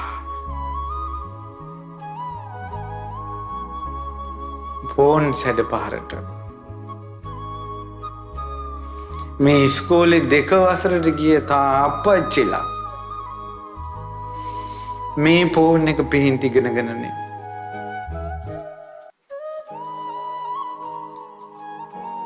දමනයක් කීකරුකමක් නැති කෙලෙස් වසඟයට පත් වුණ තරුණ කොල්ලෝ කෙල්ලෝ මේ ෆෝන් එකේ යම් දේවල් දිහා බලා ඉන්නවද මේ අපච්චිත් ඒක දිහා බලන්න පුරුදු වෙලා. හැබැයි හොඳට දවසක් ඕකේ බණක් YouTube එකේ තිබිලා ඒක ඇහිලා දාඩිය දාලා ෆෝන් එකට වැඳලා මං ආයේ පව් කරන්නේ එදා ඉඳලා කෝටියක් පව් ගෙවෙන්න බණ අහනවා. ආරාමෙන් ආරාමයට යනවා. මං කව අපච්චි ගුරු පූජාවක් විදිහට ආයේ පාපයට වැටෙන්න එපා. මේ පාපේ කියන එක කෙනෙක් යට කරගෙන යන්න වයසක් නෑ. මම උන්දට ඒ වෙලාවෙ කිව්වේ නෑ. ළඟදීන් අවුරුදු 75ක 100 කෙනෙක්ගේ ෆෝන් එක කැඩිලා හදන්න ළමෙක් ගනිද්දි ෆෝන් එකේ හැම තැනම චරාව නරක දේවල්. අවුරුදු 75යි වයස අත් දෙක මෙහෙම වෙවුලනවා. වෙවුලන අතෙන් අර ෆෝන් එකට තට්ටු කර කර දහජරාව වෙනවා. සිනහවෙන්ට කාරණාවක් නැහැ, ජී කියන්න කාරණාවක් නැහැ. කෙලෙස් සහිත සත්වයාට යමක් දුරුම වුණේ එයයි. සංසාරේ පුරුදු කරපු සසරට වැටුණා මිසක්කා ඔතන කිය යුතු වෙනත් බණක් තිබේද? මේ ජීවිතෙත් පෙරදුනා. ආරාම්පච්චි මේ ජීවිතේ ජයගත්තා. සත්පුරුෂය හොයාගෙන ආවා. එනකොටම හම්බ වුණා. කතා කළා. ඔය වගේ තමයි බුද්ධ කාලෙකත් නාන ප්‍රකාර අකුසල් කර කර ඉන්නේ. ඒ අකුසල් අතරේ එන්නේ බුදුවරුමන ගෙහෙන්න. ධර්මය අවබෝධ කරනවා. දැන් පුහුණු කරන පුහුණුවිල්ලේ ප්‍රතිඵල සමහර වෙලාවට ඔබට සෝවාන් වෙන්න නොහැකි වේවි. මඟපල් ලබන්න නොහැකි වේවි. එනමුත් දැන් ගන්න උත්සාහය, අතාරින්න නැතුව ගන්න උත්සාහය ඔබට බුදු සසුනක ඉක්මනට ප්‍රතිඵල දෙනවා. සිටුතුමා දාසිත් එක්ක සම්බන්ධයි කියලා මහා සිටු දේවී මහා කම්පනයකින් හිටියේ. වසලියතෝ අල්ලගෙන මඩිනවා කියලා වෛරෙන් හිටියේ. සිටුතුමා ඔය පව්කම් කරද්දී සිටුතුමා ගිහිල්ලා බණ අහනවා දෙවුරන් වෙහෙරේ. දවසක් සිටුතුමා බණ අහන්න ගිය වෙලාවේ හිටපි වසලී කියලා දාසිය අල්ලගෙන දාසියගේ කන් දෙක පිහියෙන් කැපුවා. සිටු දේවී නාය කැපුවා. අත් දෙකයි කකුල් දෙකයි ගැට ගහලා කාමරෙට දාලා හිටපි මොහොතලී කිව්වා. ඊට පස්සේ තරහින් පුපුර පුටුවේ ඉන්න අතරේ අර කෙල්ල අර දාසි කොහොම හරි ගැට ගහපු අත් දෙක ලියාගෙන දොරට තට්ටු කළා. එතකොට මහා සිටු දේවි දැනගත්තා මේකි දැන් දොර කඩනවා. ගමටම කෑ ගහයි. සිටු දේවි බය වුණා. බය වෙලා එක පිම්මට දුවගෙන ගියා දෙවුරන් වෙහෙරට බණ අහනවා වගේ හැංගිලා ඉඳලා. ආපු වේගෙට එයක් දන්නේ නැතුව ඉස්සරහටම ආවා. ඇවිල්ලා දැන් බිම් බලාගෙන ඉන්නවා. කන් දෙක කපපු නහය කපපු දාසි ලේ පෙරාගෙන මිනිස්සු මැදින් දෙවුරන් ඉරට ඇවිල්ලා ස්වාමීනි භාග්‍යතුන් වහන්සේ මහා සිටු දේවි මට දුන්න වදේ බලන්ට. දැන් සිටුතුමා මේ පැත්තේ සිටුතුමාට හින්දාඩිය දාලා මේ කෙල් ලේ පෙරාගෙන චෝදනා ලැබූ සිටු දේවි මෙතන මගේ බුදුරජාණන් වහන්සේ ධර්මයේ දේශනා කළා. සෝවාන් වුණා. පුළුවන් නම් කියන්න කවුද සෝවාන් වුනේ? සිටුතුමාද ලේ පෙරාගෙන ඉන්න කෙල්ලද මහා සිටු දේවිද? මහා සිටු දේවි.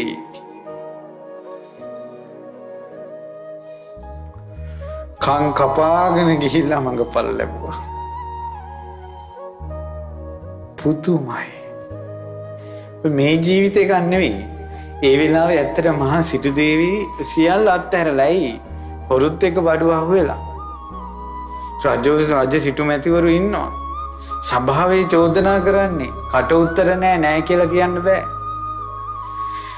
සියල්ල අත්හැරපු තැන දහම දුන්නා. හිරේ යන්න ඕන කෙනා සතර අපායෙන් නිදහස් වුණා. බුදුරජාණන් වහන්සේලා ආශ්චර්යයි. බුදුරජාණන් වහන්සේලා ආශ්චර්යයි. ඒ නිසා සවම් පුරා බුදු ගුණ අහලා අපේ ජීවිතේ සුවපත් කරගන්න එක ඒකාන්තයෙන්ම පින්වත්නි නෑ වරදින්නේ. බුදු සසුනේ පිහිට ලැබෙනවාමයි. ඒ නිසා අසරණයි කියලා හිතන්න එපා. සරණක් තියෙනවා. පිහිටක් නෑ කියලා හිතන්න එපා. පිහිටක් තියෙනවා. ඒ මගේ බුදුරජාණන් වහන්සේගේ. ආයම සංසාරේ පරණ පුරුදුම අපි ඉස්සරහට එනවා. ඒවා එද්දින් ෆේල් වෙනවා. පුළුවන් නම් මේ ජීවිතේව උත්සාහයක් කරන්න. අතහරින්න ඕන තැන අතහරින්න පුළුවන්ද කියලා බලන්න. ඉවසන්න ඕන තැන ඉවසන්න පුළුවන්ද කියලා බලන්න. ඊළඟට චෝදනා නොකළ යුතු තැන චෝදනා නොකර ඉන්න.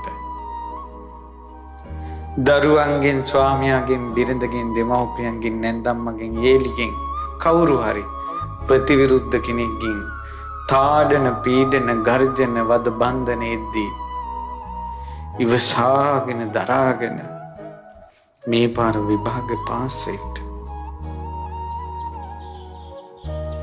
කරගන්න පුළුවන් වුණොත් යහපත් ධර්මයක් අමාරුයි.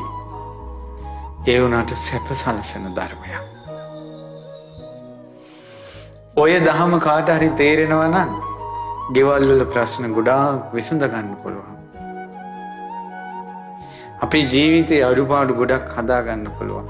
අර කෙල්ල නමුත් ඒ කෙල්ලගේ සල්ලාල ජීවිතේ නැති කරගත්තේ තනියෙන් වීරිය කළා බන අහ.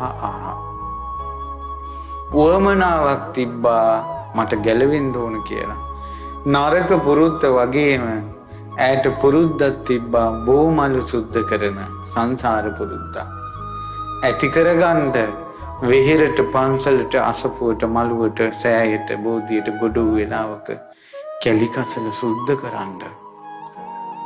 කැලිකසල සුද්ධ කරලා පිරිසිදු කරන පින හිත පිරිසිදු කරගන්න උපකාරී වෙනවා. නිකන් ඔහේ පොයේ දවසටත් ඇවිල්ලා වල්පල් කතා කරන්න එපා. බෝමළුවේ වැටෙන බෝ පතක් ගානේ අයින් කරන්න. මලුපෙත් මං පේසා වල්ලු විහාර ගෙවල් සුද්ධ කරන්න. සිල්වතුන් සිල් රකින්න මේ දන් සභා මණ්ඩප පිරිසිදු කරන්න. සොඳුරු මලින් මේ ලෙස සරසන්න. සැරසිය යුත්තේ මගුල් ගෙවල් නෙවෙයි මේ දන් සභා මණ්ඩප. කෙලිස් ගෙවෙන තැන්, ඇත්ත ඇහෙන තැන් සරසන්න. මේ මැස්සු ටිකක් වගේ එකතු වෙන්න බණ අහන්න. ඈත ඉඳලා නෙවෙයි ධර්මයේ දේශනා කරන තෙරුන් වහන්සේලා දැක දැක බණ අහන්න. උන්වහන්සේලා ධර්මයේ කියා දෙන නිසා.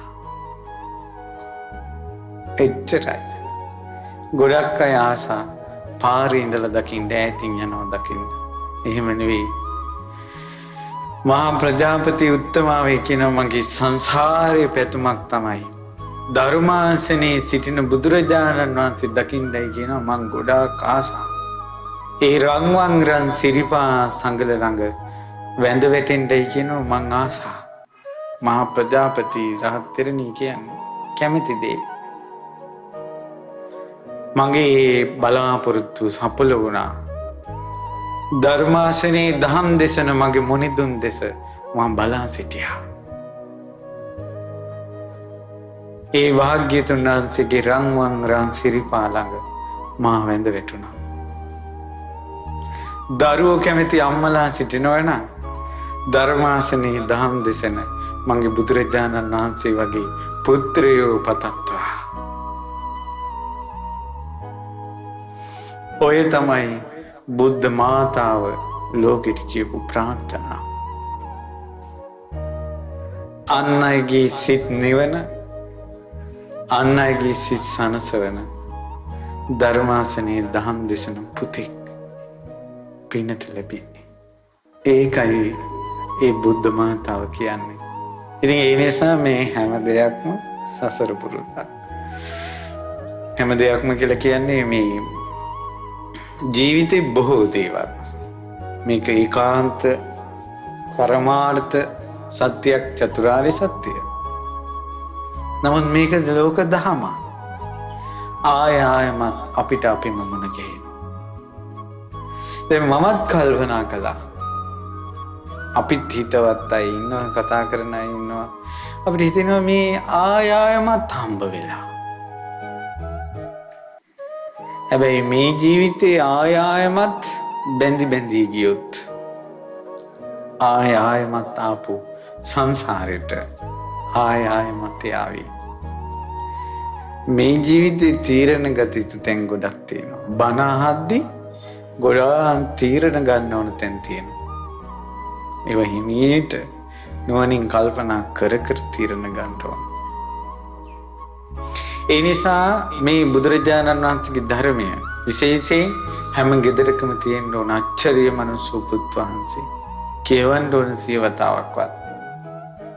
බුදුරජාණන් වහන්සේගේ නොකිලිටි පිවිතුරු බුදු සිරිත. හැම බණපදයක්ම අහන්න. කියන දහම් පද නැසීන්ට දෙයන්න එපා. පොයවල් මං ඇරෙන්න දෙන්න එපා. ධර්මයේ අහන්න සිල් සමාදන් වෙන්න. බණ අහනකොට ගොඩාක් ඈතකට යන්න එපා. පේන තෙක් මානක ඉඳලා බණ අහන්න. පුරා වසරක් ළඟට පැමිණ බණ අහන්න දම් බෙදන්න සත්පුරුෂයන් ඇසුරු කරන්ට නොලැබුණ සාපේ සිහි කරලා එක පෝයක්වත් එක දහම් වැඩසටහනක්වත් මං අරගන්න එපා. ඉදිරියට මොන කරදරයක් අපි ඉදිරියට ඒවිදෝ කවුද දන්නේ නේද? ආයෙමත් අපිට අපිම මොන ගැහෙනවා. සසරේ එකම දේ අපිට මොන ගැහෙනවා. සතර අපායට වැටෙන්න එපා. කර්ම ගොඩක් අපි එනකල් බලාගෙන ඉන්නවා. හැබැයි සතර අපායෙන් නිදහස් වෙලා සුගති සැප දහම් රැකවරණේ සලසගත්තොත් කොච්චර කර්ම තිබුණා විපාක දෙන්න විදියක් නැහැ. එනිසා ඔබට ගෞතම සම්බුදු සරණේ පිහිට ලබන්නට වාසනාව ලැබේවා. සසර පුරුදු සසරේ වැරදි පුරුදු දුරු කරගන්නට අපිට වාසනාව ලැබේවා. සසරේ යහපත් පුරුදු කරගන්න වාසනාව ලැබේවා. ගෞතම සසුනේ පිහිට ලබන්නට වාසනාව ලැබේවා.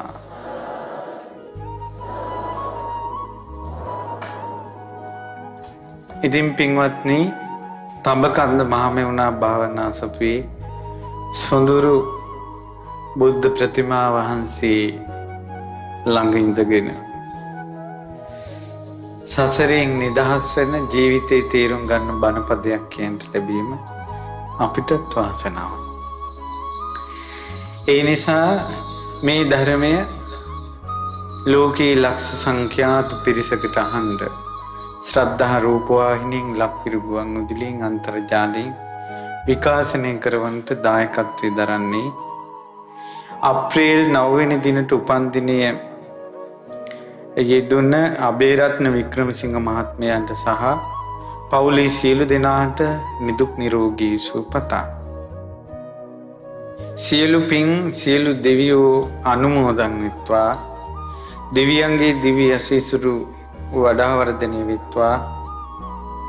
ඒ වගේම ඊටමත් කෙටි කාලයක් ඇතුළත තඹකන්ද මහමෙවුනා භාවනා සුපුවේ සුඳුරු බෝධි මණ්ඩපේ මේ අසුපියේ මෙවැනි සුන්දර නිර්මාණ ගොඩනගලා අසුප ලස්සනට හදා ගැනීම රහස තමයි.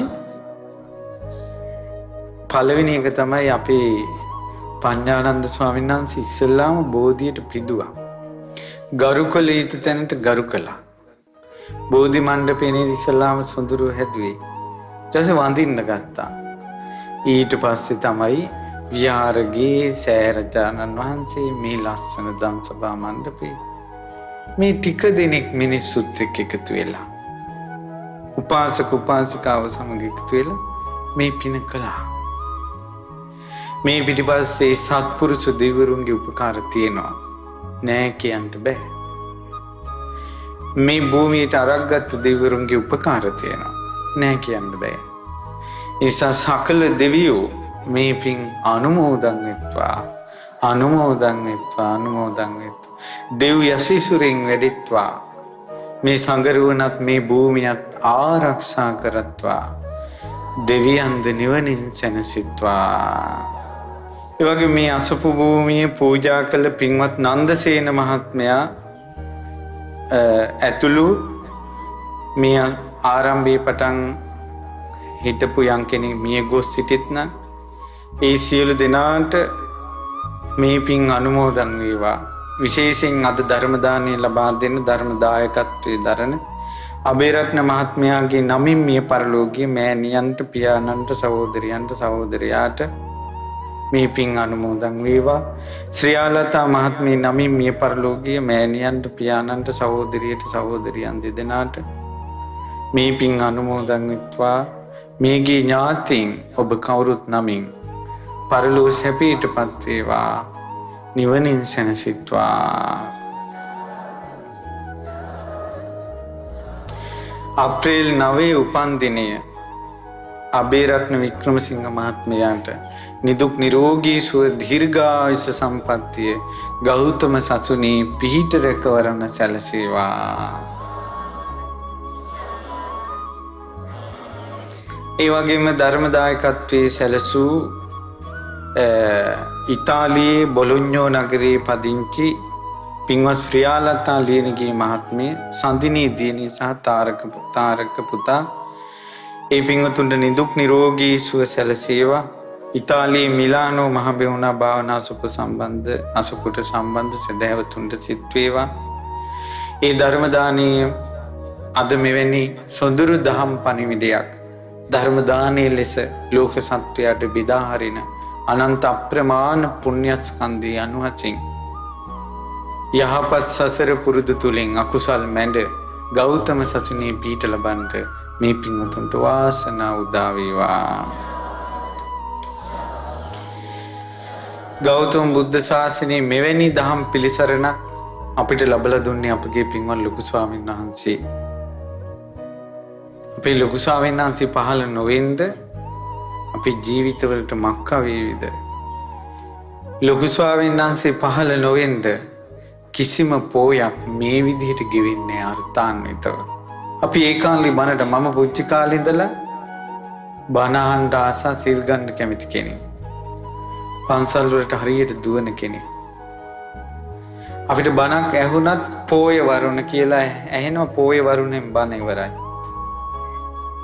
අපේ ජීවිත දිහා අපිටම හැරිලා බලන දහම් කැඩපතක් අපිට හම්බ වුණේ.